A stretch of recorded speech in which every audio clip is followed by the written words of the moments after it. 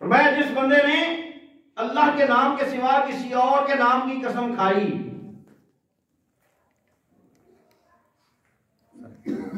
अल्लाह के नाम के सिवा किसी और के नाम की कसम खाई, उस बंदे ने शिर्क किया।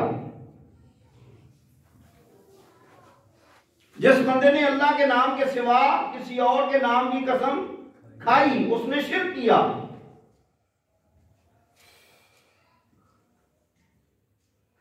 ये कसम खाना गोया अल्लाह को गवाह बनाने वाली बात है कि मैं अल्लाह को गवाह बना के कहता हूं कि मैंने ऐसा किया या नहीं किया। और ये जो गवाही का मुकाम है ये सिर्फ अल्लाह रब्बुल आलमीन के लिए है, अल्लाह के सिवा किसी और के लिए नहीं है। इसलिए अल्लाह के नाम के सिवा किसी और के नाम की कसम खाना, वालिदैन के नाम की, अपनी बीवी के नाम की, या अपने मर्द के नाम की, या अपने दोस्त के नाम की, किसी के सर की, किसी की जिंदगी की, किसी अल्लाह के सच्चे बंदे की, किसी वली की कब्र पे जाके कसम खाना, और ये सारे के सारे मामलात वो हैं जिनसे शिर्क की बू आती है।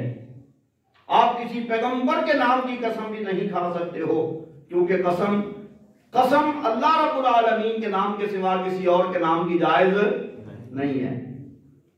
और मैंने हदीस पेश की रहमत कायनात सल्लल्लाहु तआला अलैहि वसल्लम की, फरमाया मन हलफ़ बिग़ैरिल्लाहि फ़क़द अशरका, अल्लाह के सिवा जिसने किसी के नाम की कसम खाई उसने शिर्क किया।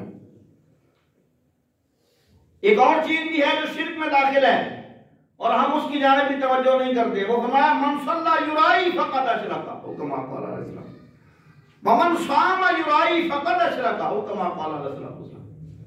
हमारा जिस बंदे ने नमाज इसलिए पढ़ी कि वो लोगों को दिखाता फिरता है कि मैं नमाजी हूं, जिस बंदे ने रोजा इसलिए रखा कि वो लोगों को दिखाता फिरता है कि मैं रोजादार हूं, लोगों के सामने अपनी पाकबाजी और अपनी तहारत और अपने तकवे का इजहार करता है, लोगों को दिखाना मकसद है उसका, लोग देखेंगे, लोग समझेंगे कि मैं बड़ा मुत्तकी परहेजगार हूं, मैं बड़ा नमाजी हूं, मैं बड़ा रोजेदार हूं। फरमाया ये शिर्क है। ये भी क्या है? शिर्क है। अल्लाह हमें रियाकारी से बचा के रखे। ये दो चीजें बहुत बड़ी बीमारी हैं, बहुत बड़ी बीमारियां हैं दो चीजें। एक रियाकारी का मतलब कि दूसरों को दिखाने, अल्लाह के सिवा किसी और को दिखाने के लिए अमल करना। मसलन मैं नमाज पढ़ रहा हूं, तन्हाई में नमाज पढ़ रहा हूं, तो मेरी 2 रकअतें 2 मिनट की हैं, लेकिन मैं अवाम के सामने नमाज पढ़ रहा हूं तो मेरी 2 रकअतें 6 मिनट की हैं, और ये मेरी आदत है। कभी कभार तो मसला चले कोई ना कोई हो सकता है, छोटी सूरत बड़ी सूरत पढ़ने की वजह से मसला हो गया, कभी जल्दी या किसी मामले की वजह से मसला हो गया, तो वो शामिल नहीं है। मुस्तकिल आदतन ऐसा है, तन्हाई में मेरी नमाज छोटी है, जल्दी जल्दी पढ़ता हूं, लेकिन लोगों के सामने मैं नमाज सुकून से पढ़ता हूं, और दिल के अंदर ये बात आती है, लोग मुझे देखेंगे और कहेंगे क्या ही कमाल का नमाजी है। ये रियाकारी है। और रियाकार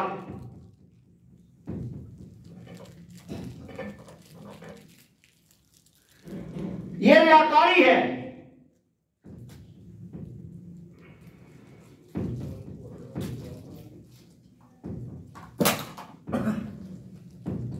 ये रियाकारी है, और रियाकारी के बारे में रहमत कायनात सल्लल्लाहु ताला अलैहि वसल्लम ने फरमाया था, ये बंद करो यार,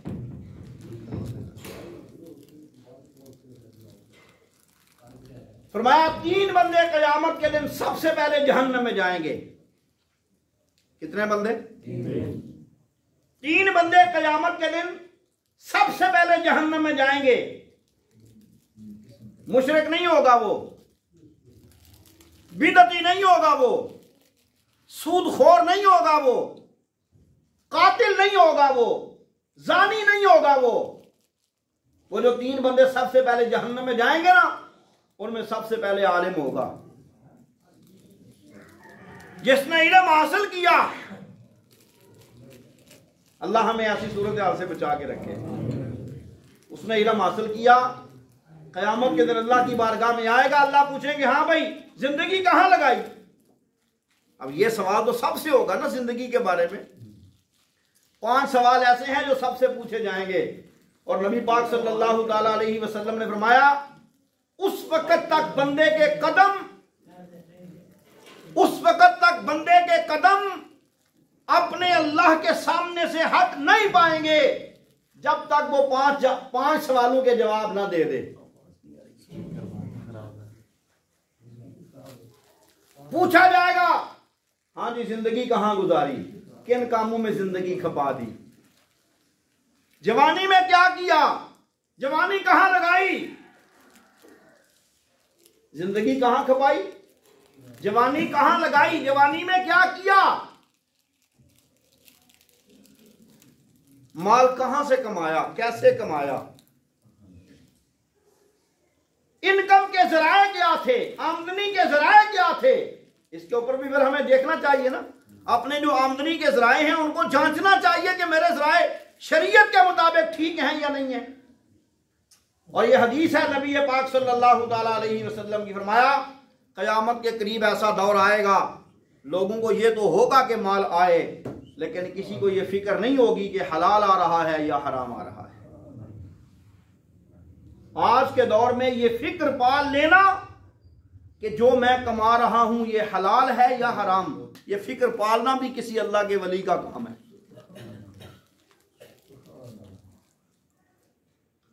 कहां से कमाया माल, कैसे कमाया माल, बताओ जरा। तो जो माल आज हम इकट्ठा कर रहे हैं, इस माल के बारे में हमें क़यामत के दिन जाके क्या करना होगा, जवाब देना। लोगों से इकट्ठे करते हुए 5 की बजाय 10 ले लो, 10 की बजाय 100 ले लो, लोगों की मजबूरी का फायदा उठा लो, लेकिन याद रखो यहां लोगों की मजबूरी का फायदा उठाते हुए ये बात भी जहन में रहे, कल क़यामत के दिन इन्हीं 10 रुपए के बारे में मुझसे सवाल पूछा जाएगा, कैसे कमाए थे। अच्छा मैं अल्लाह के सामने ये कहूं कि या अल्लाह मैंने फुलां बंदे की मजबूरी से फायदा उठाते हुए माल कमा लिया था, क्या समझते हैं अल्लाह शाबाश देगा मुझे। एक बंदा है, उसने मकान सेल करना है, उसको बड़ी सख्त मजबूरी, इमरजेंसी हो गई है, कोई उसकी बीवी बीमार है, उसका बच्चा बीमार है, उसके पास पैसे नहीं है, मकान बेचना चाहता है। मुझे पता चला कि ये मकान बेच रहा है मजबूरी की वजह से, मार्केट में मुझे पता है वो मकान 50 लाख से कम नहीं है, मुझे पता है, लेकिन मैं कहता हूं यार मुझे जरूरत तो कोई नहीं थी, लेकिन चल तूने देना है मकान तो मैं तेरे भले के लिए 40 लाख का तुझसे ले लेता हूं। अंदर खाते बात ये है कि अब ये एक हाथ में लगा है तो 10 लाख तो मेरे कमाए जाएंगे, 10 से 12 लाख तो मैं कमा सकूंगा। ये जो हक मार रहे हो ना, इस हक के बारे में क़यामत के दिन क्या होगा, सवाल होगा। माल कहां से कमाया, कैसे कमाया। इसलिए किसी को चीज बेचते हुए मुनाफा इतना रखो जितना आप किसी को दे सकते हो, मुनाफा इतना रखो जितना अल्लाह के सामने जाके जवाब देते हुए तुम्हें शर्मिंदगी नहीं होगी। 10 रुपए की चीज ला करके 200 की बेचने के लिए खुदारा अल्लाह से डर जाओ, ये मामला पूछा जाएगा। और फिर ये भी सवाल होगा, चौथा सवाल ये होगा, हाँ जी बताओ जो माल कमाया था कहां कहां लगाया, खर्च कैसे किया। ये गप नहीं है, हदीस है, अल्लाह के नबी सल्लल्लाहु अलैहि वसल्लम का फरमाने आली है। और 5वां सवाल ये होगा, जो इल्म आपके पास था उस इल्म पे आपने अमल कितना किया है।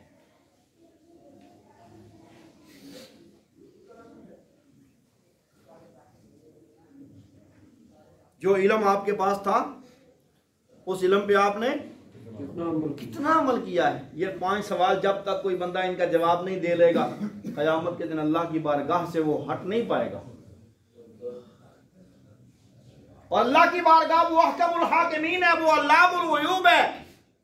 वो अगरचे वो मेरे गुनाह देखता है और उसके ऊपर पर्दा डाल लेता है, अगरचे ऐसा करता है, मेरा गुनाह किसी के ऊपर जाहिर नहीं होने देता, लेकिन वो जानता सब कुछ है। पूछेगा हाँ जी आलिम साहब क्या किया दुनिया में तूने, कहां लगा दी जिंदगी तूने। जवाब आएगा, या अल्लाह मैंने तेरा दीन सीखा, मैंने तेरा दीन लोगों को सिखाया, मैंने शब और रोज तेरे दीन के मुताबिक गुजारे। अल्लाह पूछेंगे क्यों? जवाब देगा तुझे खुश करने के लिए। अब ये अल्लामुल गुयूब के सामने झूठ है। हाँ, वो जो अंदर की बातें दिल के राज तक भी जानता है ना, उसके सामने झूठ है। वो कहेगा झूठ बोलते हो, मुझे राजी करने के लिए नहीं किया था, तूने इसलिए किया था ताकि लोग तुझे अल्लामा कहें, लोग तुझे मौलाना कहें, लोग तेरे सामने वाह वाह करें, तेरी लोगों के सामने बल्ले बल्ले हो जाए, तेरा नाम बन जाए। तूने इसलिए किया था। चल जा, तूने दुनिया वालों के लिए किया है, मेरे पास तेरे लिए कोई अजर और कोई सवाब नहीं है। जा दुनिया वालों से जाके अजर ले, जो कुछ तुझे देना था मैंने दे दिया। लोगों ने जो तेरी तारीफ करनी थी सो कर ली, लोगों ने जो तेरी तारीफ करनी थी सो कर ली। आज तेरे पास, तेरे लिए मेरे पास कुछ नहीं। फरिश्तों को हुक्म होगा इसको पकड़ो और उल्टा करके इसको जहन्नम में फेंक दो। दूसरा बंदा लाया जाएगा। हाँ, ये कौन है?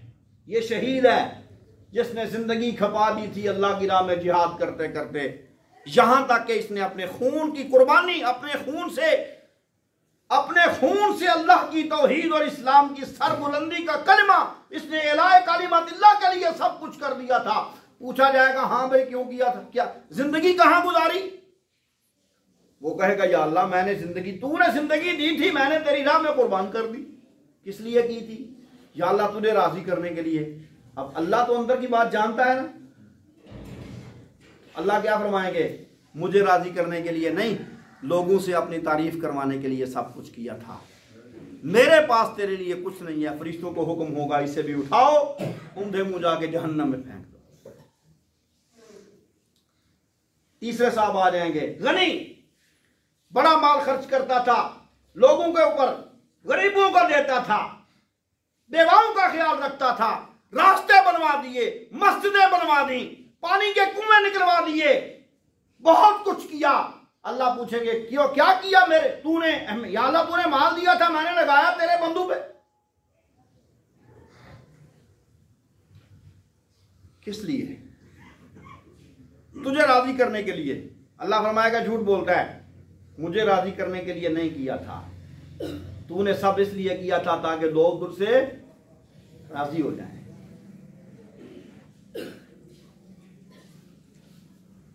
उसके बारे में भी हुक्म होगा, उठाओ उसको जाके जहन्नम में फेंक दो।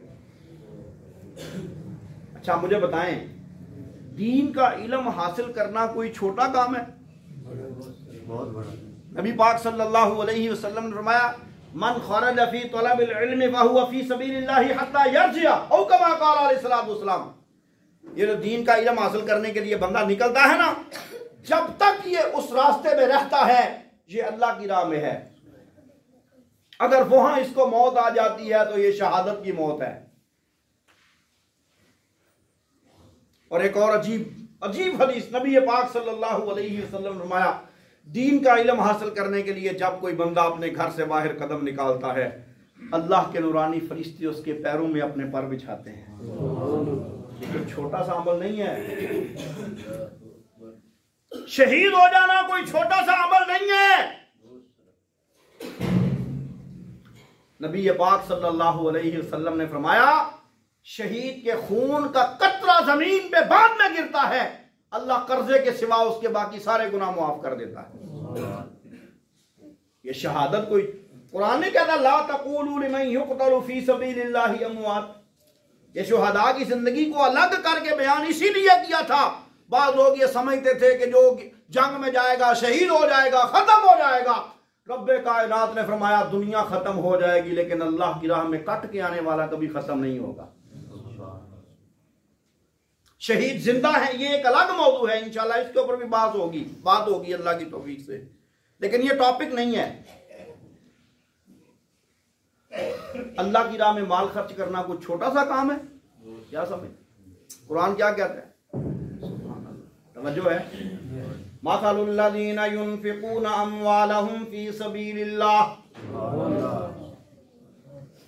कमसल हब्बतिन अंबतत सबअ सनाबिल फी कुल्लि सुंबुलतिन मिअतु हब्बा वल्लाहु युदाइफु लिमन यशा। जो लोग अल्लाह की राह में माल खर्च करते रहते हैं, ओए कायनात वालों, उनकी मिसाल सुनो। उनकी मिसाल ऐसे जैसे तुम में से कोई बंदा जमीन में जाके दाना लगाता है और हम उसे एक दाने से फिर बाली पैदा करते हैं, पौधा निकलता है। इब्तिदा में वो एक होता है, उसके बाद उससे 7 पौधे बनते हैं, हर पौधे पे एक बाली लगती है, हर बाली में 100 दाना बनता है। जैसे मैं अल्लाह एक दाने से तुम्हारी आंखों के सामने 100 दाने पैदा करता हूं, यूं ही समझ लो जो बंदा मेरी राह में माल खर्च करता है ना, मैं उसके एक एक को 700 बना के कबूल करता हूं। वल्लाहु युदाइफु लिमन यशा। ये तो गिनतियां तुम्हारे हिसाब से हैं, ये जो अदद मुकर्रर किया ना 700 तक, ये तो तुम्हारे हिसाब से है। जितनी जितनी नीयतें मेरे मामले में खालिस करते जाओगे ना, मैं अल्लाह 700 क्या 7000 पे भी आके कभी थकूंगा नहीं, मैं तो बढ़ाता जाऊंगा। तुम्हारी नीयतें मुखलिस होती जाएंगी, मेरी तरफ से अजर बढ़ता जाएगा, कीमतें बढ़ती जाएंगी, और यूं कैफियत भी सामने आ जाएगी। कयामत के दिन एक बंदा नबी पाक सल्लल्लाहु अलैहि वसल्लम के फरमान के मुताबिक अल्लाह रब्बुल आलमीन की बारगाह में जाएगा, उसका हिसाब व किताब होने लगेगा, नेकियों का वजन किया जाने लगेगा। एक पहाड़ जितना वजनी अमल रब्बे कायनात उसके नामा अमाल में रखवाएंगे, तो वो अल्लाह रब्बुल आलमीन से सवाल करके पूछेगा, अल्लाह सुनो मैंने तो ये किया कोई नहीं, ये अमल तो मैंने नहीं किया, कहां से आ गया इतना बड़ा अमल? अल्लाह रब्बुल आलमीन जवाब देंगे, वो जो एक खजूर तूने मेरे रास्ते में सदका की थी ना, मैंने उस खजूर को पाला है तेरे लिए। सुभान अल्लाह। यही तो कुरान कहता है, युरबिस यमहकुल्लाहु रिबा व युरबिस सदकात। अल्लाह सूद को मिटाता रहता है, सदकों को पालता रहता है। आपने कभी सूदिया अमीर नहीं देखा होगा, सदका देने वाला गरीब नहीं देखा होगा। ये तो अल्लाह का वादा है। अश्शैतानु याइदुकुमुल फक्र व यामुरुकुम बिल फहशा। शैतान तुम्हें डराता रहता है फकर से और तुम्हें मुख्तलिफ किस्म की बेहयाइयों की बातों में लगाए फिरता है। मस्जिद में देने पड़ जाए तो 100 रुपया मुश्किल हो जाता है, कंजरों को देने पड़े तो लाखों की भी कोई परवाह नहीं होती है। ये नफ्स के ऊपर जो बोझ है ना, ये शैतान की तरफ से होता है, डराता रहता है तुम्हें, क्या करते हो गरीब हो जाओगे, माल खत्म हो जाएगा। रब्बे कायनात कहते हैं, एक तरफ शैतान का वादा और दूसरी तरफ मैं रहमान का वादा। या अल्लाह तेरा वादा क्या? अल्लाह कहते हैं, वल्लाहु यइदुकुम मगफिरतन मिनहु व फज़ला। अल्लाह तुमसे वादा करता है, और मेरी राह में माल खर्च करने वालों, मैं तुम्हें मुआफ करता जाऊंगा। ये पहला वादा, मैं तुम्हारे गुनाह मुआफ कर दूंगा, मैं तुम्हारी गलतियां मुआफ कर दूंगा, मैं तुम्हारी खताएं बख्श दूंगा। दूसरा वादा ये है कि मेरे रास्ते में एक दोगे, मैं अल्लाह 700 बना के कबूल करूंगा। और तीसरा ये है, दुनिया में मेरे लिए खर्च करने वालों, मैं दुनिया में तुम्हारा माल कम नहीं होने दूंगा। ये वादे हैं रब्बे कायनात के। इतना बड़ा काम है अल्लाह की राह में खर्च करना, लेकिन वो अल्लाह की राह में खर्च करने वाला जहन्नम में जा रहा है। पता है क्यों? नीयत में फतूर था। नीयत अल्लाह को राजी करने की नहीं थी, नीयत लोगों को राजी करने की थी। ये जो कहते हैं करना तो नहीं था मैंने, लेकिन क्या करें, लोग बातें करते हैं, बस फिर मुझे कुछ करना पड़ गया। ऐसी नेकी का अल्लाह के यहाँ कोई अजर? अल्लाह के यहाँ उस नेकी का अजर है जो नेकी खालिसतन अल्लाह के लिए की जाए। और दूसरी चीज जो बंदे को अल्लाह की नजरों से गिरा देती है, वो है एजाबुल मर्इ बिनफ्सिही। बंदे का अपने आप ही को अच्छा समझते रहना। तो ये जो रियाकारी है ना, ये बहुत बड़ा जुर्म है, ये शिर्क में आता है। जिस तरह रियाकारी शिर्क है, इसी तरह अल्लाह के नाम के सिवा किसी और के नाम की कसम खाना भी क्या है? शिर्क है। अल्लाह के नाम के सिवा किसी और के नाम की कसम खाने की आपको इजाजत नहीं। जब भी कसम खाओ तो किसके नाम की। और हमारे यहाँ एक बड़ा तासुर ये है, जो बंदा कसम खाए लोग समझते हैं ये झूठा है तब कसम खाता है। ऐसी बात नहीं है भाई, ये तासुर खत्म करो और ऐसी जहनियत खत्म करो। लाजिम नहीं है कि जो कस्में खाता है वो झूठा है। अगर कस्में खाने वाले झूठे होते, कुरान कस्में नहीं खाता। वत्तीन वज़ैतून वतूर सीनीन वहादल बलदिल अमीन, ये कस्में किसकी हैं? वल अस्र, कसम है कि ला उक़सिमु बिहादल बलद, मक्का की कस्में किसने खाई हैं? क्या समझते हो? मन नस्तक़ु मिनल्लाहि हदीसा, अल्लाह से सच्चा कोई हो सकता है? हाँ ये कह सकते हो, कसम खाने वाले को कसम का अंदाजा ही नहीं है कि मैं मुंह से बोल क्या बोल रहा हूं। कसम खाते हुए जरा समझ के कसम खानी चाहिए। और मैंने बताया था आपको कि जो कसम बंदा झूठी कसम खा लेता है, उसके बारे में वो अपने ज़हन में, गुमान में, अपने दिल दिमाग में ये बात बिठा ले, जो बंदा झूठी कसम खाता है वो अपने आप को तबाही और बर्बादी के रास्ते पे लेके जा रहा है। अब जिस बंदे ने अपनी बीवी को देख लिया किसी गैर के साथ, यहां भी एक चले मसला आ गया, रुकते रुकते लियान पीछे चल रहा है, मसले कुछ और निकल आते हैं, चले वो भी जरूरी है, बयान करने पड़ते हैं। यहां एक मसला और सुन लें, बंदे को अपनी बीवी के मामले में गैरत आती है या नहीं? है? बंदा अपनी बीवी के साथ किसी और को बर्दाश्त नहीं, बोलो यार, नहीं कर सकता। हकीकी भाई को नहीं, अपने वालिद को नहीं, अपने मामू को नहीं, अपने चचा को, कराबत जितनी मर्जी हो, लेकिन बीवी की गैरत के मामले में बंदा किसी दूसरे को शरीक नहीं करता। रब्बे कायनात भी अहकमुल हाकिमीन है, रब्बुल आलमीन है, उसके प्यारों के साथ मोहब्बत करो, उसे कोई इतराज नहीं है। उसके वलियों से मोहब्बत करो, वो खुद हुक्म देता है। उसके नबियों से मोहब्बत करो, वो खुद हुक्म देता है। लेकिन उसे ये बात बर्दाश्त नहीं है कि मेरे बंदे ईसा को मेरे बराबर लाया जाए। उसे ये बात बर्दाश्त नहीं है मेरे बंदे अब्दुल कादिर जिलानी को मेरे बराबर लाया जाए। उसे ये बात बर्दाश्त नहीं है एक तरफ मेरी पूजा की जाए और दूसरी तरफ अली उल मुर्तज़ा रज़ी अल्लाह ताला अन्हु की पूजा की जाए। वो कहता है जिन जिन की तुम अल्लाह के सिवा पूजा करते हो, इन्होंने तुम्हारे काम नहीं आना। और दूसरी बात यह है कि इनकी पूजा की वजह से फला नुक़ीमु लहुम यौमल क़ियामति वज़ना, हम क़यामत के दिन तुम्हारे अमाल के लिए तराजू ही कायम नहीं करेंगे। या अल्लाह तराजू कायम क्यों नहीं करेगा? वजह क्या है? अच्छा, आपने वो जो हम आजकल तो तराजू इलेक्ट्रॉनिक आ गए हैं, वो जो पहले एक तराजू होते थे त्रकड़ी जिसको हम कहते थे, उसकी दो जानिबें होती थी, दरमियान में वो एक डंडा सा उसके ऊपर हाथ लगा होता था। अब एक तरफ आप चीनी रखेंगे, दूसरी तरफ क्या रखेंगे? वो जो वजन, जिस चीज से आपने वजन करना है, वट्टा उसको कहते हैं, उसको मौजून, उसको वजन भी कहते हैं, उसको बहुत सारी चीजें उसके नाम है। एक तरफ चीनी, दूसरी तरफ वो वजन, एक तरफ चावल, दूसरी तरफ वजन, एक तरफ घी, दूसरी तरफ वजन। आपके पास चीनी हो ही कोई ना और आप वो तराजू उठाने लगे, लोग आपको क्या कहेंगे? भाई तराजू कायम तब किया जाता है जब दोनों तरफ चीजें हों। इन्होंने किया शिर्क, अल्लाह के साथ क्या किया? शिर्क। जैसे मैं और आप अपनी गैरत के मुकाम पे शिरकत किसी की बर्दाश्त नहीं ना करते, अल्लाह को भी अपने इबादत और गैरत के मुकाम पे किसी दूसरे की शिरकत बर्दाश्त नहीं है, नहीं है बर्दाश्त। अल्लाह रब्बुल आलमीन भी ये नहीं चाहता कि बंदा मेरा हो के किसी और से मांगे। वो कहता है मेरा बंदा है ना तो मेरे सामने खड़ा होके कहे अल्हम्दुलिल्लाहि रब्बिल आलमीन अर्रहमानिर रहीम मालिक यौमिद्दीन इय्याका नअबुदु व इय्याका नस्तईन।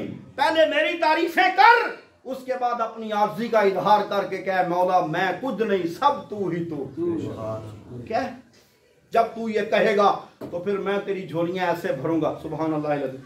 ये जो फातिहा का जवाब, ये बात लंबी हो जाएगी, फातिहा का जो जवाब हदीस में आता है ना, तो अल्लाह ताला फरमाते हैं मेरे बंदे के लिए वो है जो उसने मांगा। तो बात समझें, शिर्क रब्बे कायनात को किसी भी सूरत बर्दाश्त नहीं। अल्लाह फरमाते हैं जिस बंदे ने कर लिया शिर्क। अच्छा, एक मैं चले इसी मिसाल को थोड़ा सा आगे वादे करने की कोशिश करता हूं। एक बंदे की बीवी बड़ी अच्छी हो, बड़ी फरमाबरदार हो, बड़ी ताबेदार हो, यूं ही बंदा घर में आए उसकी खिदमत के लिए कोई कसर ना छोड़ती हो, कपड़े जो कुछ उसके काम है सारे सही वक्त पे करती हो। लेकिन एक दिन बंदा घर में आया और वो उसके भाई के साथ लेटी हुई थी, उसके सारे काम उसको पसंद आएंगे कि बड़े अच्छे काम करती है लिहाजा छोड़ दो? जिस तरह ये पसंद नहीं आएगा, उसकी एक खराबी की वजह से उसके सारे कामों पे क्या हो जाएगा? पानी। रब्बे कायनात भी कहता है मेरे सिवा अगर तूने किसी और को माबूद बना लिया, नमाजें भी होंगी बर्बाद, सदके होंगे बर्बाद, हज होंगे बर्बाद, रोजे होंगे बर्बाद, जो कुछ भी होगा बैतुल्लाह बनाया होगा वो अमल भी बर्बाद। जब अमल बर्बाद हो गए, नेकी बची कोई नहीं, नेकी बची कोई नहीं तो क़यामत के दिन तराजू किस चीज के लिए? तराजू तो कायम होगा, कुछ नेकियां हूं कुछ बुराइयां हूं, उनका वजन किया जाएगा। और जब शिर्क की वजह से नेकियां हो गई बर्बाद, नेकी बची कोई नहीं तो क़यामत के दिन तराजू कहां से आएगा? इसलिए मरते मर जाना, लेकिन अल्लाह के साथ किसी को शरीक ना करना।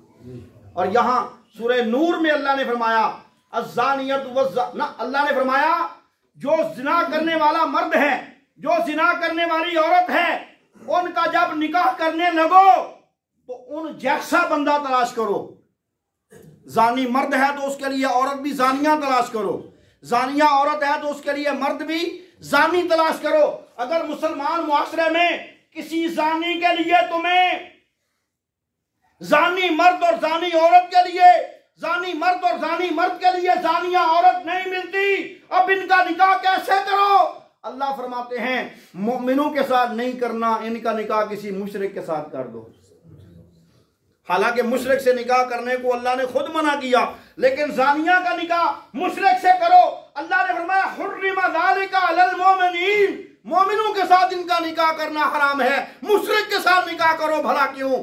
इसलिए कि जानी भी एक दर का नहीं है, मुशरिक भी एक दर का नहीं है, और जो एक दर का ना हो उसको कोई हक नहीं पहुंचता कि वो वो यकजाई के साथ ताल्लुक जोड़े, हर जाई के साथ जुड़े, यकजाई के साथ जुड़े, अल्लाह का सच्चा बंदा अल्लाह के सच्चे बंदों के साथ जुड़े, और अल्लाह रब्बुल आलमीन की बगावतें करने वाला अल्लाह के बागियों के साथ जाके जुड़े। इनको मोमिनों के साथ जोड़ने की तुम्हें इजाजत नहीं है।